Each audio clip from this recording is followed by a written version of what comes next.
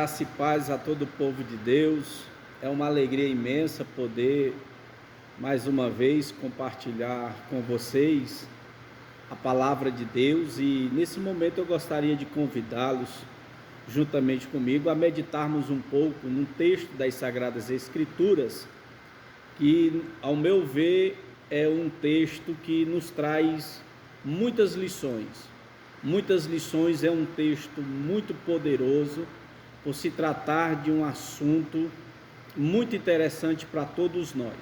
Eu queria lhe convidar a ler juntamente comigo e meditar um pouco nesse texto de Efésios capítulo de número 2, nós iremos ler os versículos de 1 até o verso de número 5, que diz assim a palavra de Deus: Ele vos deu vida, estando vós mortos nos vossos delitos e pecados, nos quais andastes outrora, segundo o curso deste mundo, segundo o príncipe da potestade do ar, do espírito que agora atua nos filhos da desobediência, entre os quais também todos nós andávamos outrora, segundo as inclinações da nossa carne, fazendo a vontade da carne e dos pensamentos, e éramos por natureza filhos da ira, como também os demais.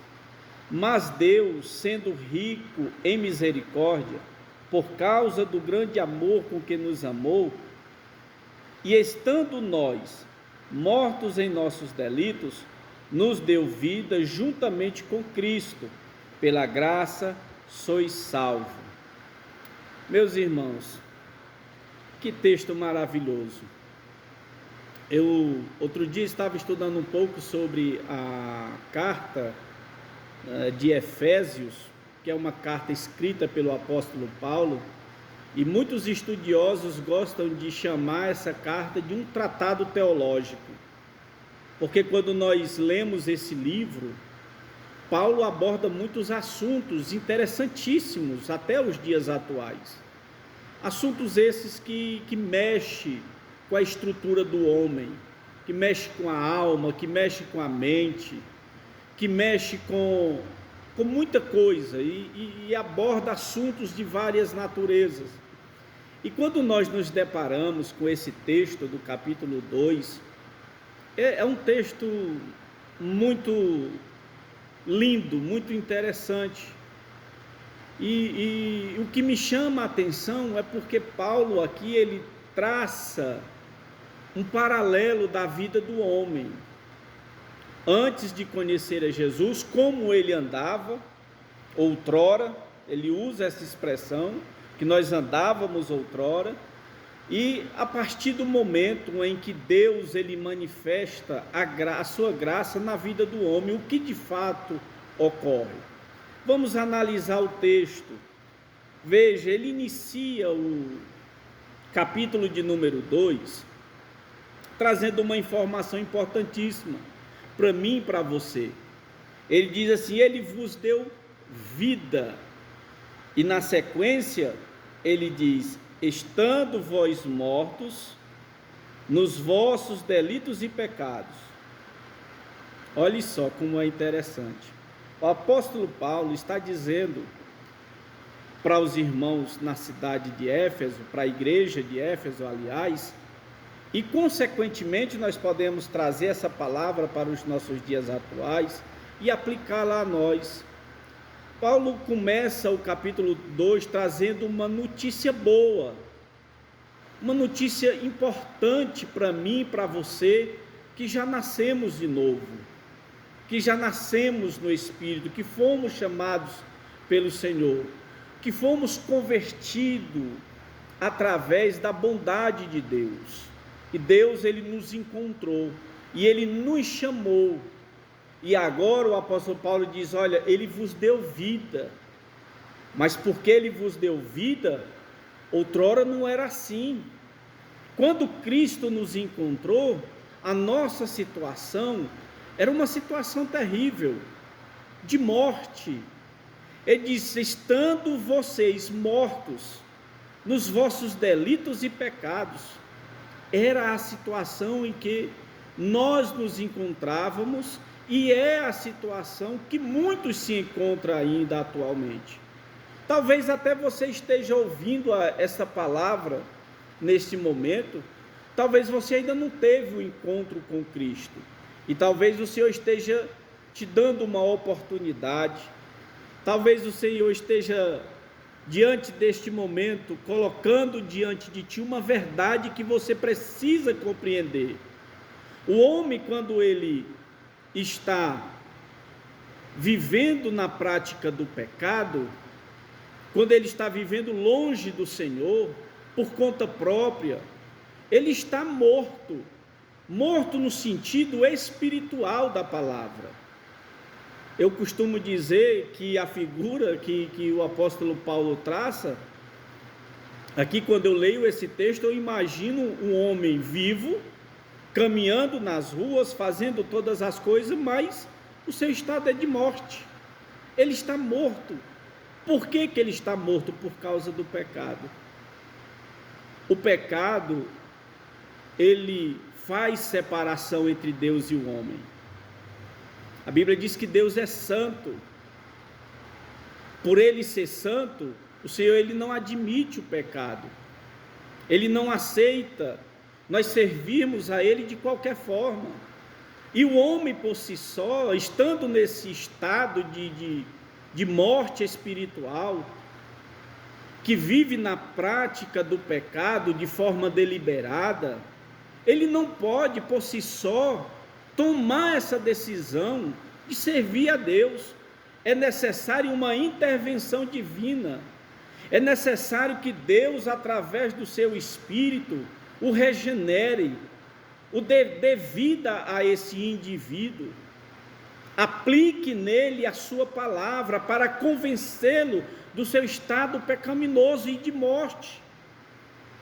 Eu costumo dizer que o paralelo que o apóstolo Paulo faz aqui no livro de Efésios não é de um homem que está quase morto, que está numa situação de quase morte, que mesmo estando nessa situação, ele ainda conseguiria ouvir, conseguiria tomar decisões. No entanto, o termo que a palavra de Deus usa, que o apóstolo Paulo usa aqui, não é de alguém que está semi-morto ou quase morto, é de alguém que está morto. Portanto, um morto, ele não pode tomar decisões. Um morto, ele não pode, ele não ouve, ele não toma decisões, ele não faz absolutamente nada. Entenda que o sentido que nós estamos falando aqui é no sentido espiritual da palavra de Deus. O homem, por mais que para você ele esteja vivo diante dos seus olhos, uma pessoa comum que gesticula, que expressa as suas vontades, mas quando o apóstolo Paulo trata essa figura do homem morto para com Deus, Paulo está dizendo: olha, a situação de vocês é tão terrível que vocês não podem tomar decisões sozinhos em relação a Deus. Vocês não podem escolher a Deus sozinho. Vocês não podem dar um passo em direção a Deus se primeiro o Senhor não for buscá-los. Se primeiro o Senhor não der um passo em direção a você para te socorrer, para te ressuscitar, para te regenerar, te dar vida, para que você ouça o Evangelho de Jesus Cristo e atenda ao seu chamado. É isso que o apóstolo Paulo está dizendo para nós. A nossa situação, antes de conhecermos a Cristo, antes de sermos chamados pelo Senhor e de irmos em direção a Deus e entregar a Ele a nossa vida, nosso estado era esse: estando vós mortos nos vossos delitos e pecados. O pecado, ele é a sentença de morte da desobediência do homem. E para que ele ressuscite, para que ele torne a entender o sentido da palavra de Deus, para que ele possa se voltar para Deus, é necessário que o Senhor primeiro busque esse homem.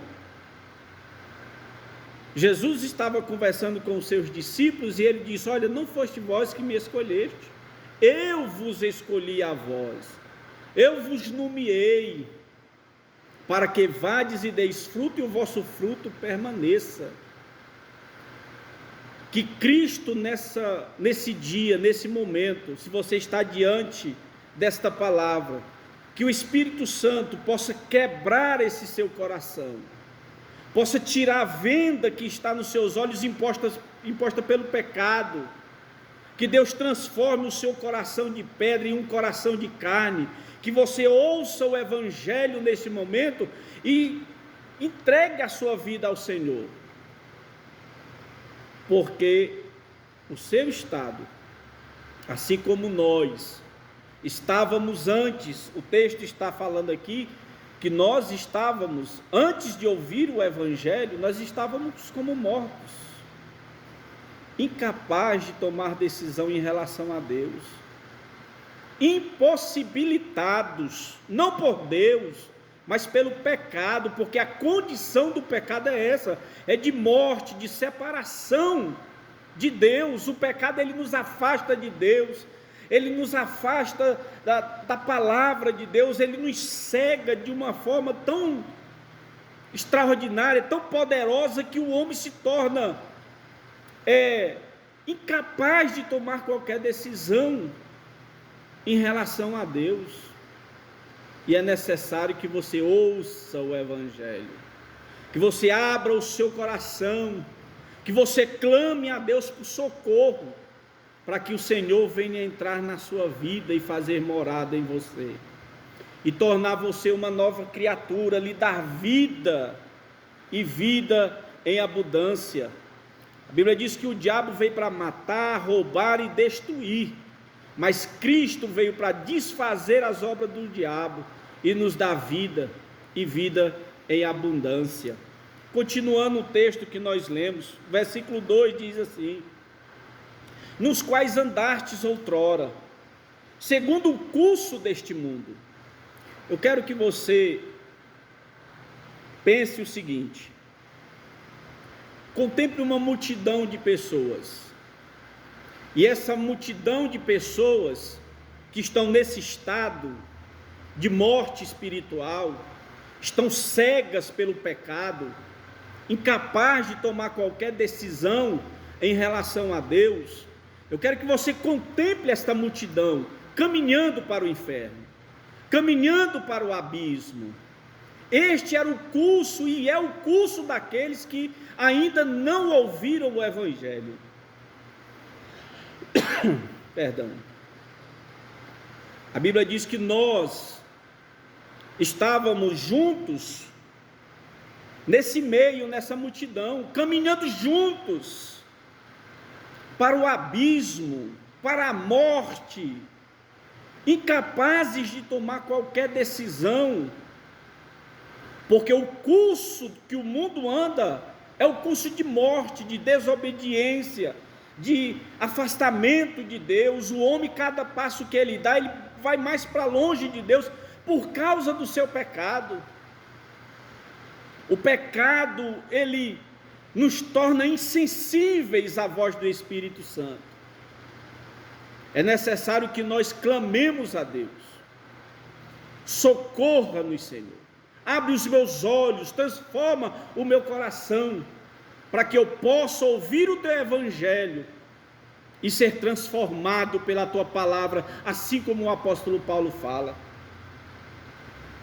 E nós fazíamos parte desta multidão que está caminhando para a perdição. O mundo não é referência para nenhum cristão. A atual sociedade, o mundo que nós estamos vivendo hoje, não é referência para ninguém. Não é referência para você, não é referência para os seus filhos, porque o mundo caminha para a perdição. O curso deste mundo leva ele para cada dia mais para longe da presença de Deus. E nós estávamos no meio desta multidão, caminhando para o abismo da perdição, por essas ideologias mundanas que nós vemos aí hoje em dia. A Bíblia diz que o mundo jaz no maligno. Vigie, tenha muito cuidado, busque a Deus enquanto é tempo, peça misericórdia ao Senhor. Eu não estou aqui para lhe fazer medo, eu estou aqui para abrir os seus olhos, para pregar a palavra de Deus para você, porque quem diz isso aqui não sou eu, é a palavra de Deus, é o próprio Deus através da sua palavra que nos fala isto, que você possa ouvir a voz do Espírito Santo, que Deus tenha misericórdia de você, e você ouça a voz de Deus te chamando. E era assim que nós andávamos. A continuação do texto do versículo 2 diz: segundo o príncipe da potestade do ar, do espírito que agora opera nos filhos da desobediência.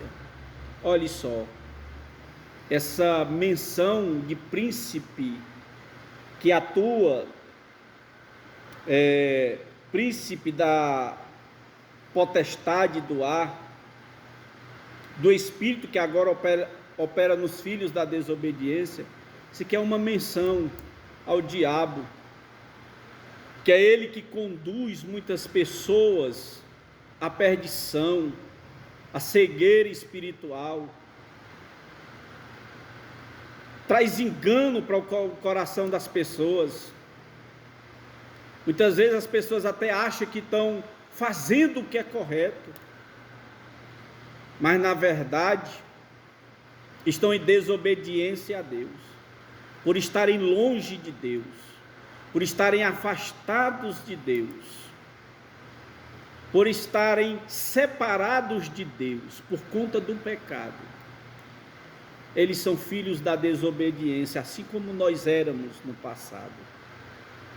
Eu e você éramos filhos da desobediência, guiados por Satanás, guiados pelo príncipe que atua nas potestades do ar.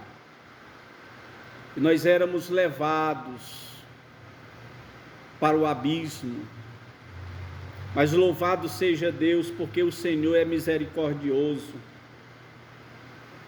Todos nós andávamos, e aqui quando Paulo diz todos nós,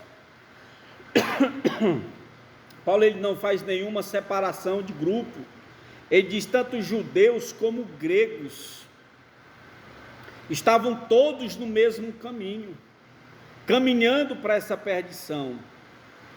Todos nós outrora andávamos neste caminho, mas Cristo, como diz o início do capítulo 2, Ele nos deu vida, Ele nos chamou, Ele nos resgatou, foi lá no meio dessa multidão e nos tirou do meio delas, quebrantou o nosso coração, nos revestiu de um novo homem, colocou um novo cântico nos nossos lábios e nos consagrou para Ele. Por isso que nós somos santos. Quando nós dizemos que somos santos, não é porque nós somos mais merecedores do que outros, é porque através do sacrifício de Jesus na cruz do Calvário, Ele separou um povo santo. A palavra santo aqui significa separado, tirado, com exclusividade para Deus, e Ele nos tornou santo. Louvado seja o nome do Senhor por isso. A continuação do texto fala que todos nós andávamos outrora, verso 3, segundo as inclinações da nossa carne, fazendo a vontade da carne e dos pensamentos, e éramos por natureza filhos da ira. Você sabe o que significa a expressão filhos da ira? nós estávamos afastados de Deus, nós estávamos longe de Deus, em desobediência a Deus, cometendo todo tipo de pecado, ofendendo a santidade de Deus. E agora a ira de Deus estava reservada para todos nós. Filhos da ira é uma expressão que o apóstolo Paulo usa para expressar a situação daquela pessoa que está longe de Deus, que está afastado de Deus e que a qualquer momento a ira de Deus pode vir sobre a sua vida. Que a qualquer momento a ira de Deus ela pode se manifestar sobre você. E poderia se manifestar sobre nós também, porque nós estávamos no mesmo caminho. Mas, como o apóstolo expressa, ele nos tirou desse meio, ele nos chamou, ele está lhe dando a oportunidade de você poder ouvir o Evangelho nesta tarde também, neste dia, e abrir o teu coração e entregar a tua vida a Jesus. Não espere a ira de Deus se manifestar sobre você. A ira de Deus que está para se manifestar sobre toda a impiedade e sobre todo pecador não regenerado, é o grande dia que está reservado para este mundo.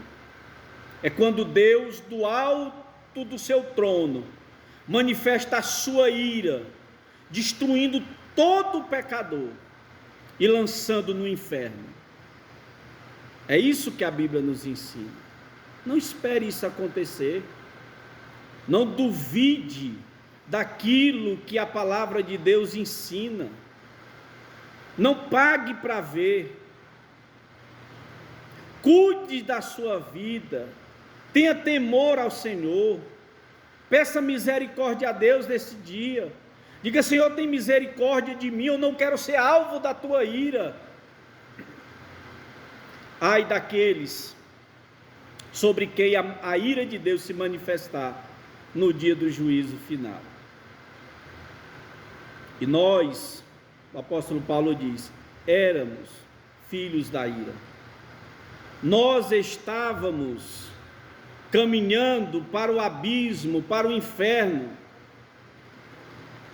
nos entesourando para o grande dia da ira do Senhor, mas Deus teve misericórdia. É isso que o apóstolo Paulo está dizendo, como também os demais, não só nós, não só judeus, não só gregos, mas todos. Paulo diz: todos aqueles que já ouviram a voz do Senhor, que entregaram a sua vida a Deus. A única forma de nós escaparmos da ira de Deus que há de se manifestar sobre essa terra é nos entregando a Jesus, é nos refugiando em Jesus, porque o seu sacrifício apaziguou, o sacrifício de Jesus na cruz do Calvário apaziguou a ira de Deus sobre os homens. Quando Deus olha para o ser humano, Ele vê a impiedade, a desobediência, o pecado, Ele vê tudo que não presta de desobediência na vida do homem. Não pense em você: ah, Deus me vê tão bonzinho, eu sou tão bonzinho, eu faço tanta caridade. Ninguém é salvo por obras. A Bíblia diz: para que ninguém se glorie. Nós somos salvos pelo sacrifício de Jesus na cruz do Calvário. Nós somos salvos pela sua misericórdia, pela sua graça. Não é porque somos bons, não é porque há algo em nós que atraiu a Deus, e Deus olhou para nós e disse: olha que coisa boa tem nesse homem, nessa mulher. Não, não é nada disso, não se engane com isso. A mensagem que o mundo está trazendo, essas mensagens coaches, enganação pura, tenha cuidado com isso, fuja disso. Busque socorro na palavra de Deus. Busque auxílio na presença de Deus. E fuja da ira vindoura que há de se manifestar sobre toda impiedade. Fuja enquanto há tempo. Deus está te dando oportunidades. Não desperdice. E a minha oração é que Deus tenha misericórdia de você. Que a graça de Deus se manifeste sobre a sua vida. E que você dê ouvidos ao chamado do Senhor. Não pague para ver. Porque a ira de Deus é algo tão sério. É algo tão sério e tão pesado. Que quando a gente para meditar, o coração da gente treme diante de Deus. Que nós possamos estar livres, que o nome que seja atribuído a nós não seja mais de filhos da desobediência, filhos da ira, porque esse é o nome daqueles, é o nome que Paulo chama aqueles que estão em desobediência a Deus e a sua palavra. Continuando, para terminarmos, para concluir, versículo 4, mas Deus sendo rico em misericórdia, por causa do grande amor com que nos amou, e o versículo 5, e estando nós mortos em nossos delitos, nos deu vida juntamente com Cristo, pela graça sois salvo. Olhe só, que coisa maravilhosa, que coisa maravilhosa, por causa do seu grande amor com que nos amou, não é por causa das obras, não é porque somos bons, não é porque fizemos algo que deixou Deus surpreso. Olha, que coisa maravilhosa que Ele fez. Ah, meu irmão, tenha cuidado com esse tipo de mensagenzinha, mensagem que vem para massagear o seu ego, para dizer que você é bonzinho, que você é o centro da vontade de Deus. Olha que coisa linda de se ouvir, mas não é a verdade expressa nas palavras de Deus, não é a verdade bíblica. Fuja disso. Deus, Ele nos amou em Cristo Jesus. Deus é tão maravilhoso que Ele olha para a humanidade e percebe que o homem é incapaz de fazer qualquer sacrifício, qualquer coisa que venha lhe beneficiar em relação à sua salvação. Deus percebeu a incapacidade humana e enviou o seu Filho amado para nos salvar. Deu o seu Filho lá na cruz do Calvário.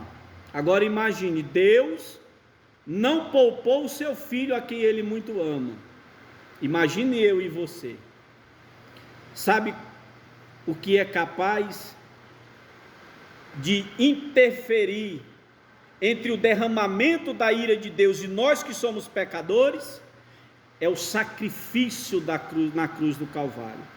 É o sacrifício de Jesus, derramando o seu sangue em sofrimento, em agonia naquela cruz, porque viu que nós éramos incapazes de fazer qualquer obra para alcançarmos a salvação.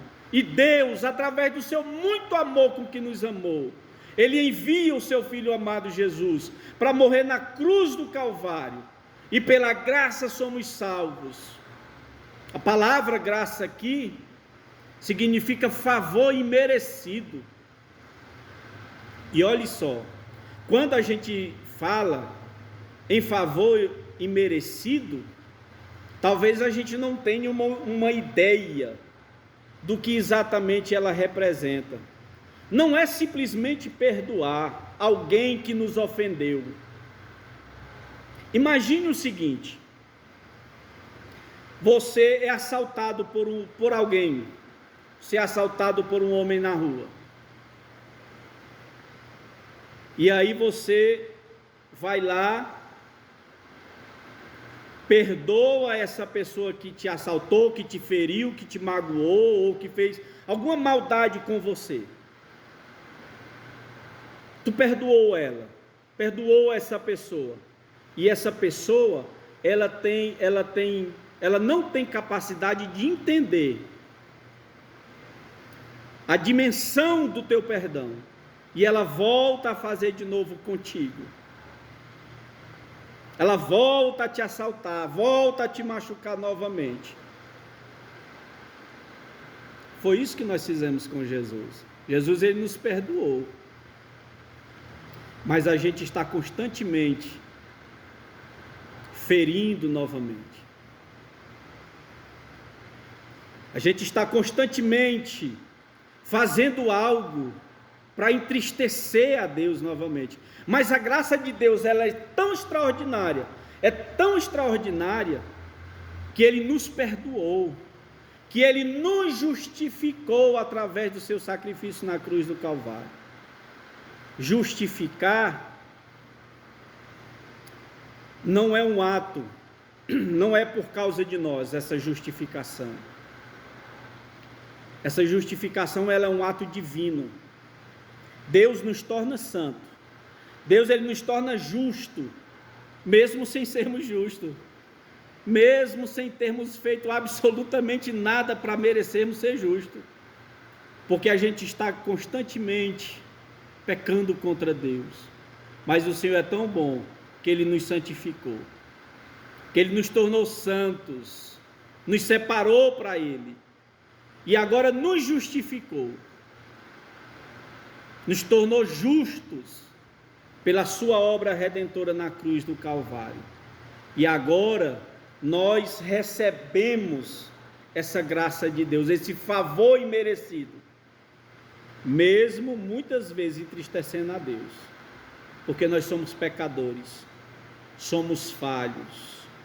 Mas tem uma coisa muito interessante quando eu olho para a vida de Davi. A Bíblia diz que Deus chamou Davi, a Bíblia chama Davi, aliás, o homem segundo o coração de Deus.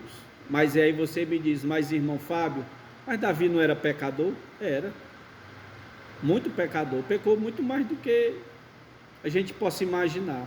Mas você sabe o que torna Davi um homem segundo o coração de Deus?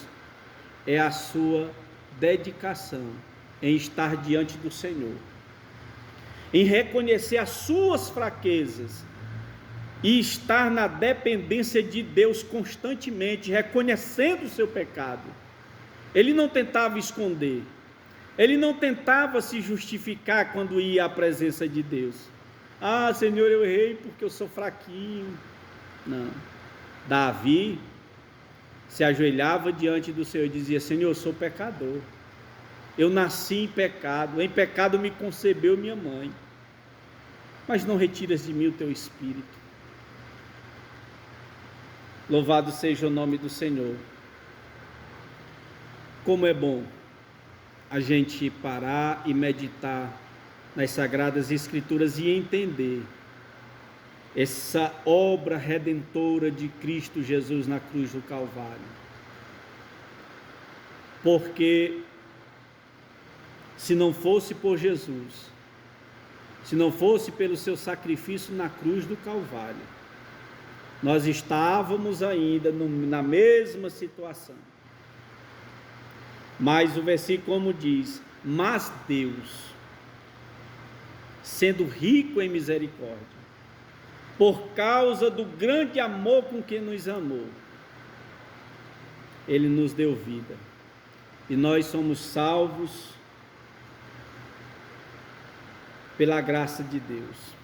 Pela graça sois salvos. Não é por obras, não é por bondade, Eu não faço boas obras ou bondade para me ser salvo. Eu faço bondade e boas obras porque eu sou salvo. As boas obras é uma consequência na vida do salvo. As boas obras não é para te tornar um salvo, ela deve ser a consequência daquele que é salvo. Agora, abrir a boca para dizer que é salvo, mas não tem as boas obras, há algo errado aí. Se conserte, se coloque diante de Deus. Seja um salvo, seja um santo diante do Senhor, separado por Deus, para as boas obras. Foi para isso que Ele nos chamou, para sermos crentes no Senhor, para ajudarmos uns aos outros, para aguardar o retorno do seu Filho amado, em amor, buscando a sua presença todos os dias da nossa vida. Que você possa refletir nesta palavra. Se você ainda não entregou a sua vida a Jesus, Deus está colocando diante de ti uma oportunidade para que você entregue a sua vida a Jesus. Busque a Ele de todo o teu coração, e Ele te alcançará, assim como alcançou a mim e alcançou a milhões e milhões por esse mundo afora. As portas estão abertas. Buscai ao Senhor enquanto se pode achar, invocai-o enquanto está perto. Que essa palavra possa ser bênção de Deus na sua vida. E lembre-se, o motivo de nós sermos um salvo, eleitos no Senhor, não é bondade, não é obras boas, é a graça de Deus, é a misericórdia do Senhor. Que Deus em Cristo nos abençoe, que você seja alcançado pela graça de Deus. Amém.